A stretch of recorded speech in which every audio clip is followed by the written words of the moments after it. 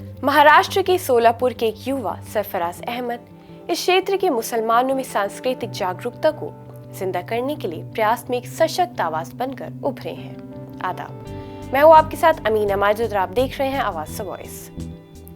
सरफराज एक शांत क्रांति का नेतृत्व कर रही हैं, जो शिक्षा, शोध और पहचान पर आधारित है। दक्षिण भारत, विशेषकर दक्कन क्षेत्र की समृद्ध मुस्लिम विरासत ने मुख्यधारा के आख्यानों में ध्यान आकर्षित किया है।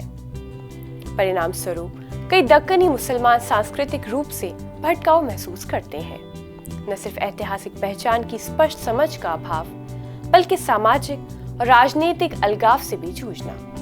ये गहरी जड़ें जमाए हुए मुद्दा है, जिसे सुलझाने के लिए सरफराज एक दशक से भी ज्यादा समय से काम कर रहे हैं। राजनीतिक सक्रियता में शामिल होने के बाद उन्होंने खुद को इन बुनियादी सवालों में जूझते हुए पाया। भारतीय मुसलमान सांस्कृतिक रूप से कितने आत्म जागरूक हैं? वो इस संकट की वजह भारतीय मुसलमानों में सांस्कृतिक शिक्षा की कमी को मानते हैं। इस कमी को पूरा करने के लिए संकलित सरफराज ने समान विचारधारा वाले दोस्तों के साथ एक छोटे ग्रुप के साथ इतिहास का अध्ययन शुरू किया।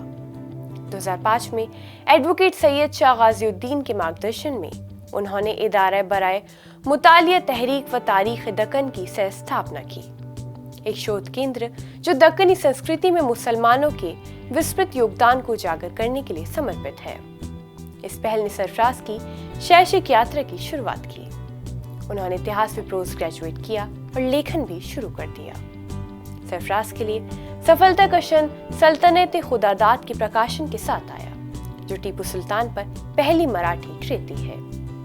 टीपू को न सिर्फ एक धार्मिक व्यक्ति के रूप में, बल्कि एक दूरदर्शी प्रशासक के रूप में प्रस्तुत करके सरफराज ने एक नया ऐतिहासिक दृष्टिकोण प्रस्तुत किया, जो दिशा की तलाश कर रहे दक्कनी मुस्लिम युवाओं के साथ गहराई से जुड़ा।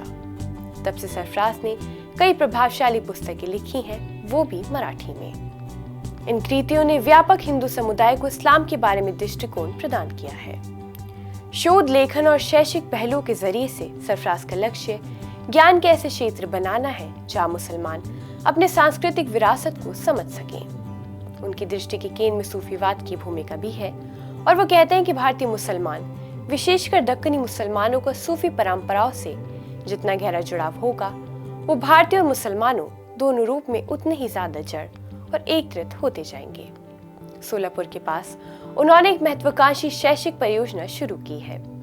इस साल वो एक लैंग्वेज स्कूल खोल रहे हैं, जो आधुनिक इंग्लिश मीडियम करिकुलम के साथ साथ 5 भाषाओं में शिक्षा प्रदान करेगा।